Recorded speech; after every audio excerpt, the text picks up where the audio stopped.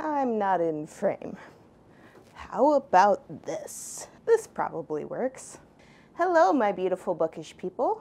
My name is Victoria Mendez. Welcome back to my channel. It's been a while. I've been dealing with a death in the family, and yes, I just took a shower and have my hair in a poof, and I'm very comfy. Thank you. I don't know why I'm being so defensive. I guess I'm just a little scared to get back at it because it's been so long. Anyways, welcome to the new year. I don't know where my channel will go yet, but we'll see when we get there. I have some notes from where I read stuff in October and still haven't talked about it, so let's start getting caught up. Alright, so in October I read 10 books, which included 3 rereads, because in the fall I almost always reread Harry Potter. First on the list I have Hollow Kingdom by Kira Jane Buxton, and I gave this 3 stars. I rented it from the library, so it isn't in my stack here. And I'm kind of glad that I did decide to rent it from the library first because, well, you'll see. Let me read the blurb first and then I'll talk about why I was really sad afterwards. So, the blurb goes like this, from Goodreads at least. One pet crow fights to save humanity from an apocalypse in this uniquely hilarious debut from a genre-bending literary author. St, a domesticated crow, is a bird of simple pleasures, hanging out with his owner Big Jim, trading insults with Seattle's wild crows, those idiots, and enjoying the finest food humankind has to offer, Cheetos. Okay, so far I'm with you. I'm really excited. And who doesn't like a good Cheeto? Then, Big Jim's eyeball falls out of his head, and St starts to feel like something isn't quite right. His most tried and true remedies, from beak-delivered beer to the slobbering affection of Big Jim's loyal but dim-witted dog Dennis, failed to cure Big Jim's debilitating malady.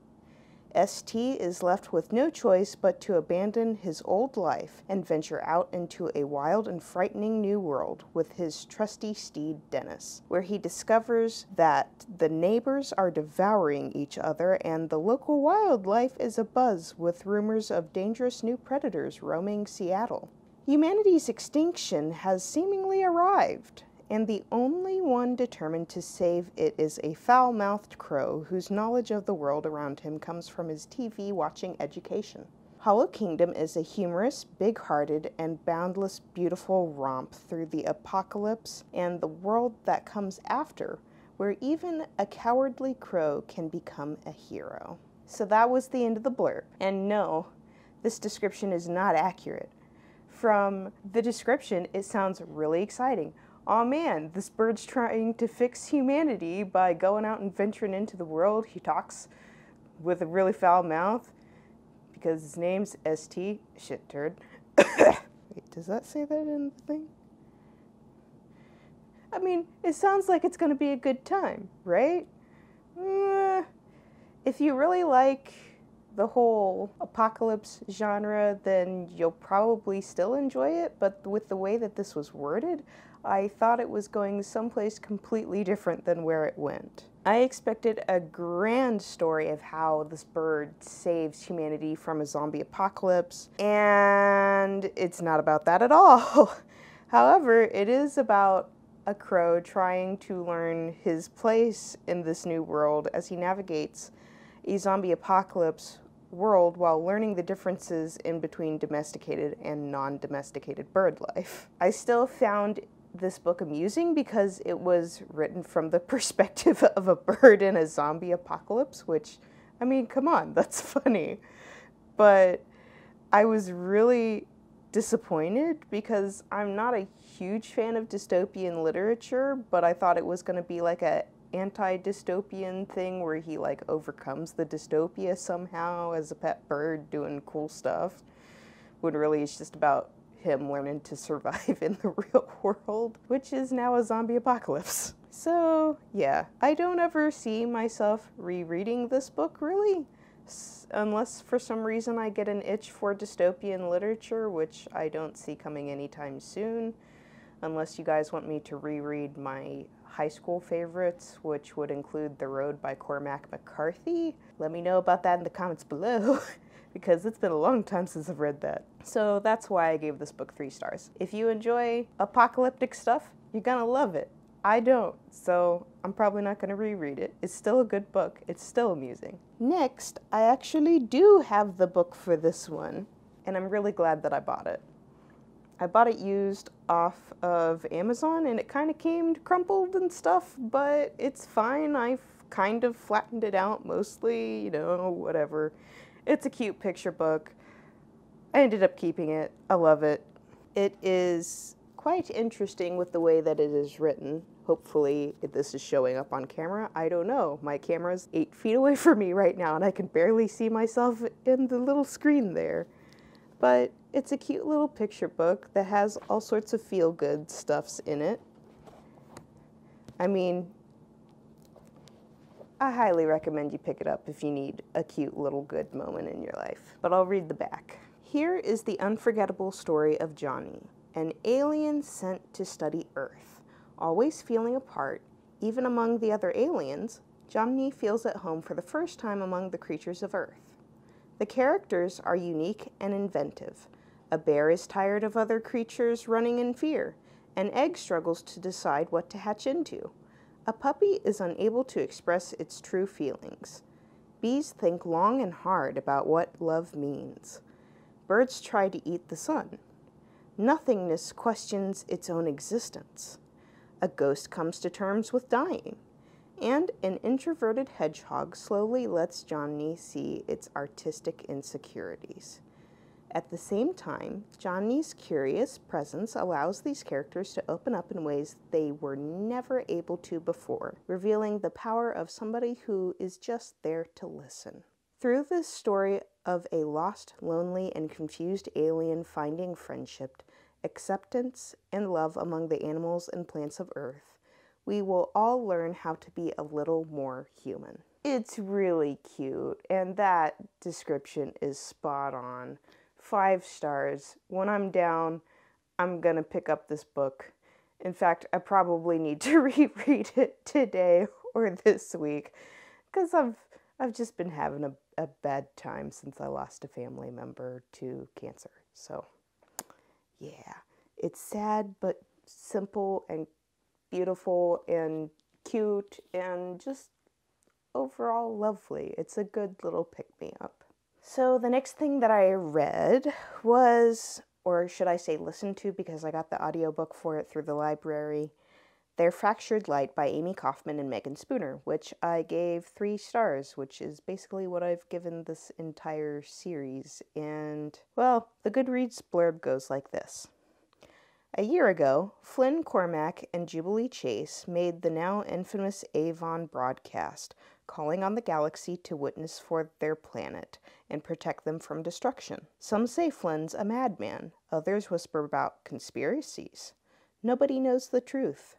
A year before that, Tarver Mirandinson and Lilac LaRue were rescued from a terrible shipwreck. Now, they live in a public life in front of the cameras and a secret life away from the world's gaze. Now, in the center of the universe on the planet of Corinth, all 4 are about to collide with 2 new players who will bring the fight against LaRue Industries to a head. Gideon Marchant is an 18-year-old computer hacker, a whiz kid, and an urban warrior.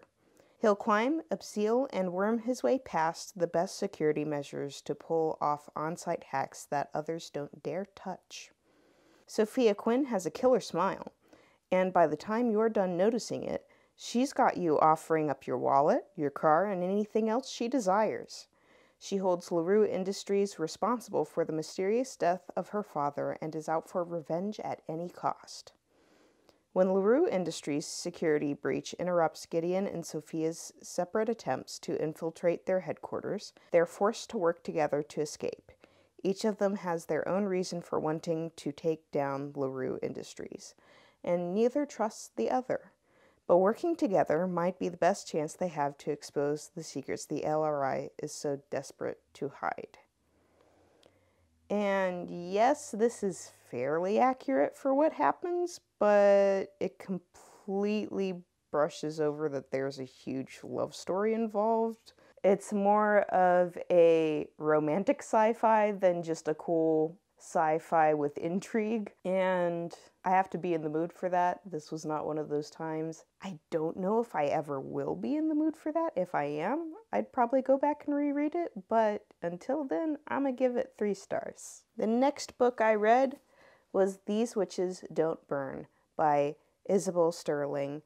And I'm not sure whether I'm going to give this 4 stars or 5 stars yet, because I really enjoyed it. I just don't know how often I'm going to go reaching to reread this, because I'm definitely going to reread it. It is this author's debut novel, I believe. The second book is about to launch in May 2020, so I'm really excited for that, and I'm actually going to do a whole separate video on this book because I like it so much, and there's so much good things going for it with the way that relationships are portrayed, and just, I can't say enough good things.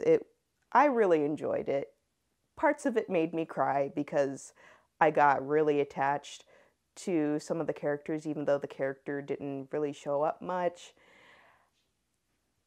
I don't know how she made me cry, but she made me cry.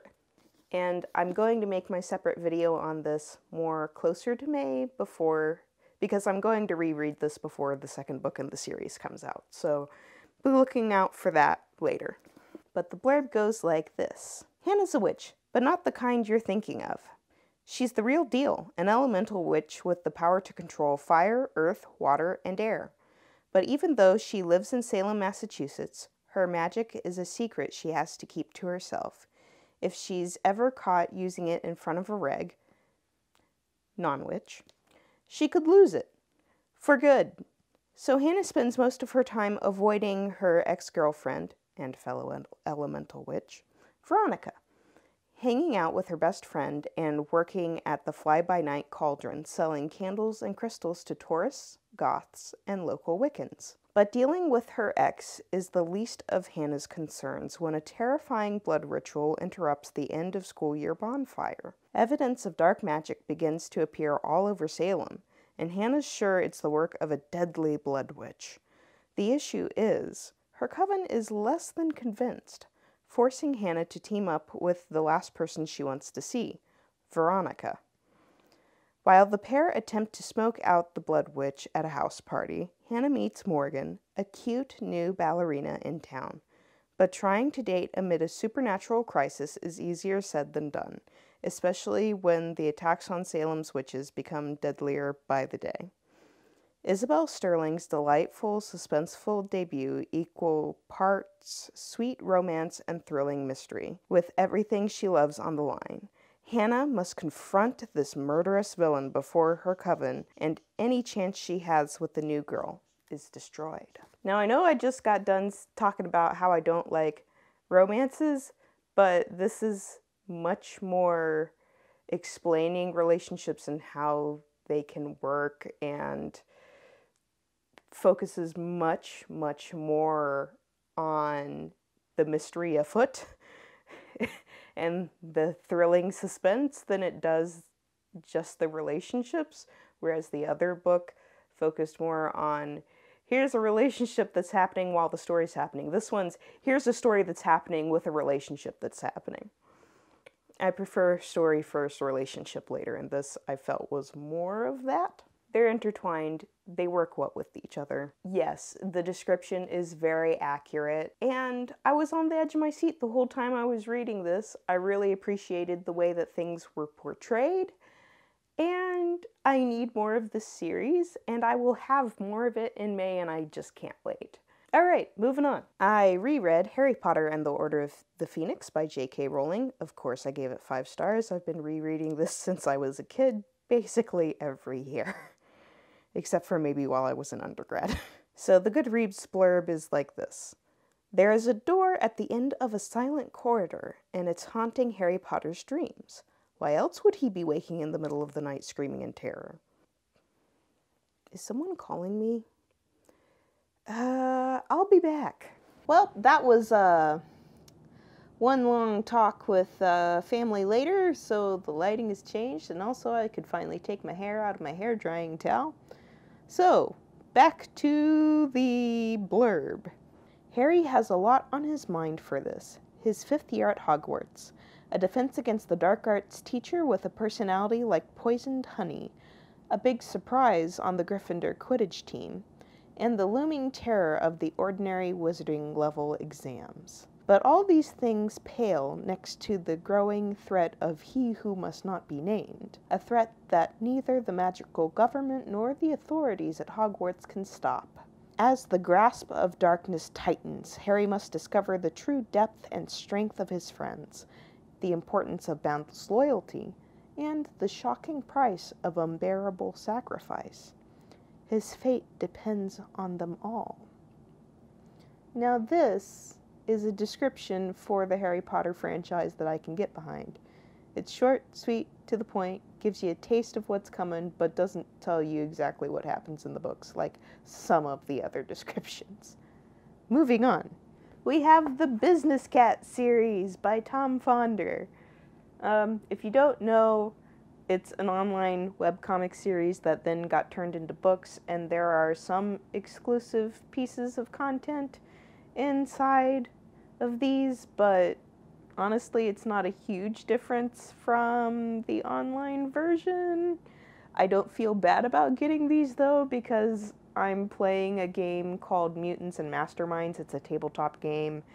Think of Dungeons and Dragons, but for heroes and supervillains and stuff. And I might have designed a character somewhat around Business Cat, so these were definitely for market research. Anyways, if you're wondering about the storyline behind these, I will read them for you. After clawing his way to the top of the corporate ladder, a surprise audit sees Business Cat tumbling feet first into a life of fraud, incarceration, and illicit catnip use.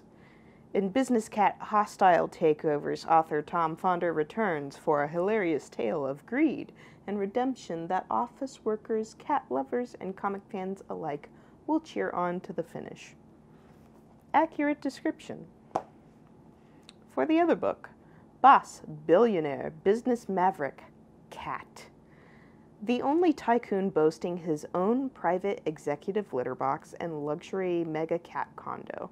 The dashing Business Cat misses meetings because he's stuck in trees, sends emails while napping on keyboards, and demands to be let out, then in, then out again. This debut volume of the popular online comic The Adventures of Business Cat collects all the fan favorites plus a generous bonus of all new material for value-added experience and high employee satisfaction. Cat lovers and office workers of the world meet in the break room and unite. They're fun little comic strips. It's about a business cat who does cat things in the business world. It's great. I love them. And again, market research. And another book I read was Harry Potter and the Goblet of Fire. Again by J.K. Rowling. Again, 5 stars because I reread it all the time, every year. Harry Potter is midway through his training as a wizard and his coming of age. Harry wants to get away from the pernicious Dursleys and go to the International Quidditch Cup. He wants to find out about the mysterious event that's supposed to take place at Hogwarts this year, an event involving 2 other rival schools of magic, and a competition that hasn't happened for 100 years.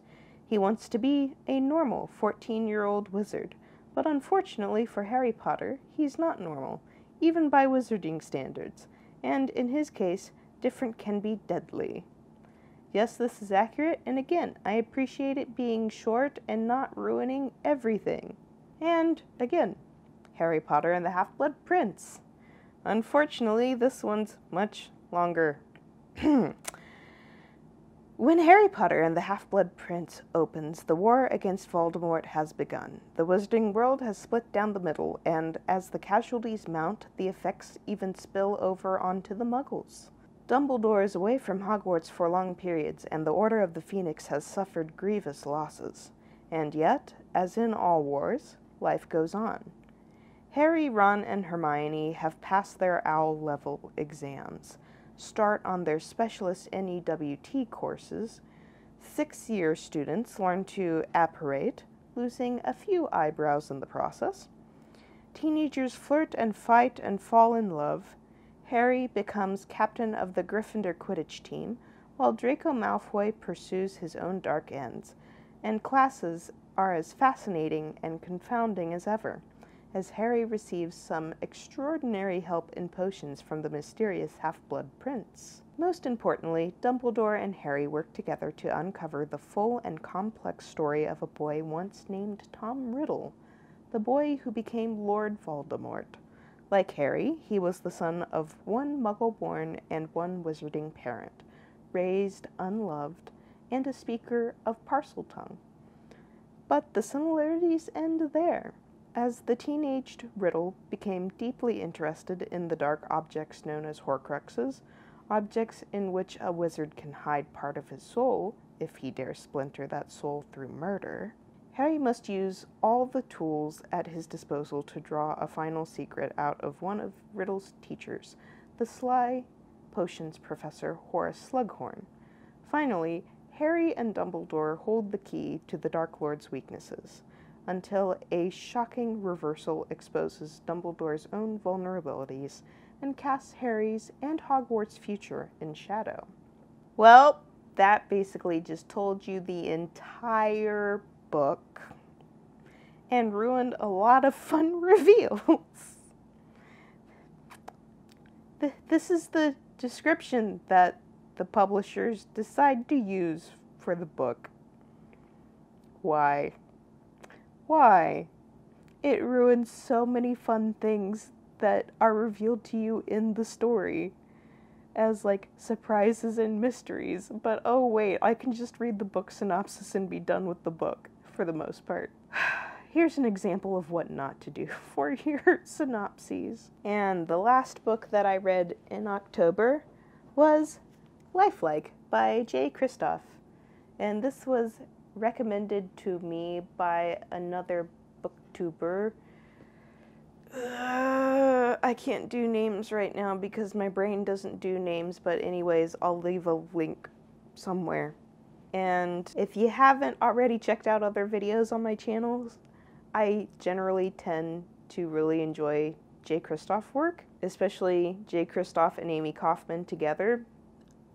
I tend to like their stuff a lot.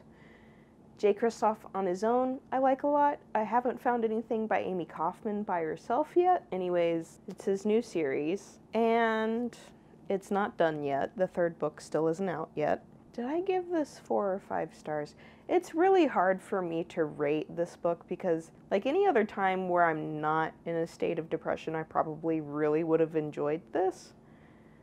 But this book was when I started really having problems focusing on reading because of depression. I did really like this, but I don't feel like I can give an accurate star rating for the time. I know that as the third book comes out, I'm going to reread the first and second book for sure, so maybe I'll be able to give a better description then. Also, going back to earlier in this review, I don't tend to care as much for post-apocalyptic worlds, which this very much is so, but also it's kind of a world of its own, which I appreciate. It doesn't purely focus on what was, but moves on to more of what is and what is happening currently. So it feels more of a fantasy than just a post-apocalyptic blah. But I did have problems paying attention as I was reading, and I had to pick it up and put it down and pick it up and put it down. And there were parts where I was really engrossed in it, and parts where my brain just didn't want to read whatsoever or focus on anything ever. I did enjoy it. I enjoyed the twist in the second book, which I ended up reading in December. I actually read it on the plane ride to go visit my in-laws for Christmas, which was great. Anyways, the blurb for this is, it's just another day in the scrap. A quick brawl at the War Dome. Dodge a murder gang. Stumble upon the deadliest robot ever built.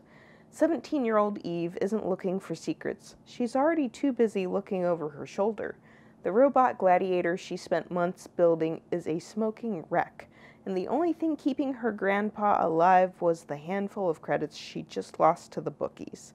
Worst of all, she's discovered she can destroy machines with nothing more than her mind, and a bunch of puritanical fanatics are building a coffin her size. If she's ever had a worse day, Eve can't remember it. But when Eve discovers the ruins of a beautiful android boy named Ezekiel buried in the scrap pile she calls home, her entire world is turned upside down. With her best friend and her robot sidekick in tow, she and Ezekiel will trek across deserts of irradiated glass, battle cyborg assassins, and scour abandoned megacities to save the ones Eve loves, and even learn the dark secrets of her past, even if those secrets were better off staying buried. Yes, this is a fantastic synopsis, and I just realized that there are some really cool hints for the rest of the story in this synopsis that until you read it, you don't realize that they're hints, which is rather lovely, or at least I didn't realize it until going over it again, and I'm like, ooh, fun hints.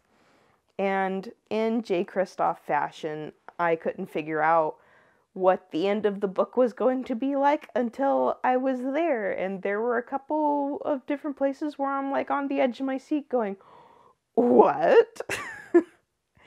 As per usual with me reading his books, which I appreciate. It's not super highly predictable.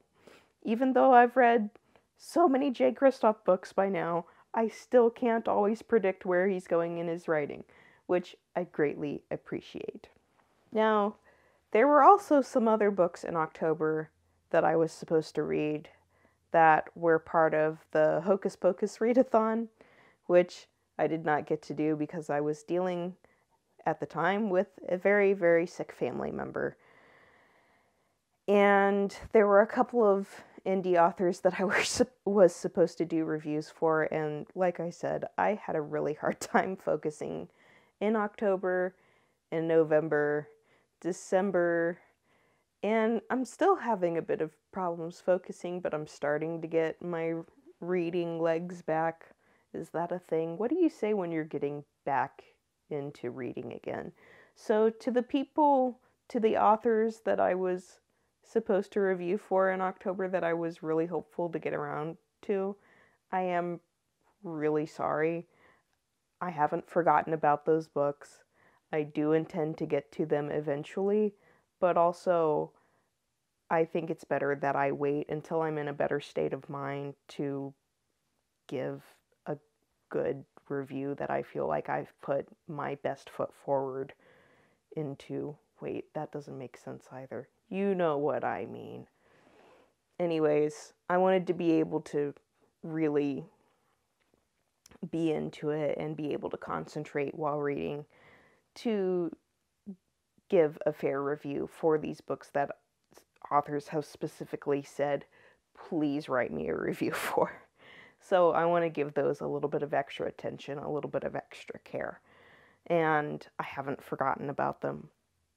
I will get to them. I just can't give an exact when on yet. And that's what I did in October. I hope you've enjoyed this video. If you have suggestions for how I could improve what I'm doing, leave me comments down below. I will do a November and December reading wrap-up eventually. I'm not making promises on when my next video is yet because I'm still dealing with a lot of stuff. But I'm trying to get back on the horse, get back to a normal schedule again. If you have suggestions for when you'd like to see stuff, let me know in the comments. And I'll see you in the next one. Bye!